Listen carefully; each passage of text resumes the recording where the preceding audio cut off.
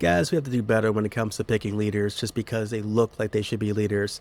And I'm talking about men that we know aren't qualified, but they look like the leaders that should be in charge.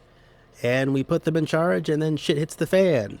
Government, nonprofit, for profit, doesn't matter.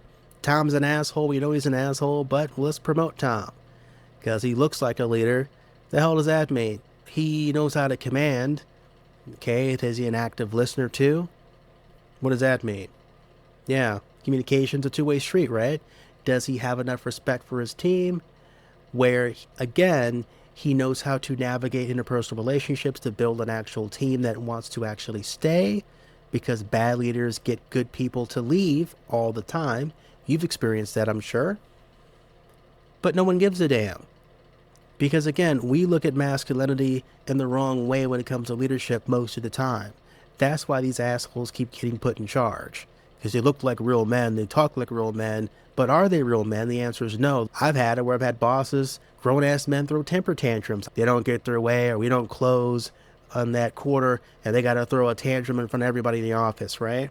That's a real man, but hey, at least he's 6'3". Let me give you another example, speaking of height. Most men in the U.S. are not 6 feet, but most CEOs in the U.S. are 6 feet and above. So think about all the men, for example, all the people, let's be fair, who are qualified to lead, but, you don't fit the height description.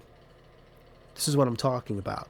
So what I'm asking for from all of us, because we're all part of the traffic here, we're all polluting here, we're all a part of the problem, is just to, if you ever get a chance to be on a hiring board, to try to pick better when it comes to paying attention to what makes a good leader. What are the qualities?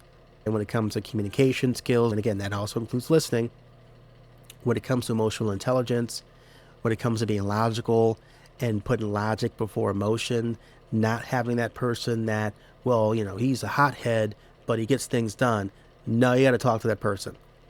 And I know you've dealt with that organizations. I've dealt with it where someone has all these bad traits of being a very nasty person and emotional to the point where they're bullies, but, they know how to close. No, because then they end up actually driving people away. If you experience, you probably have stories of being driven away from organizations.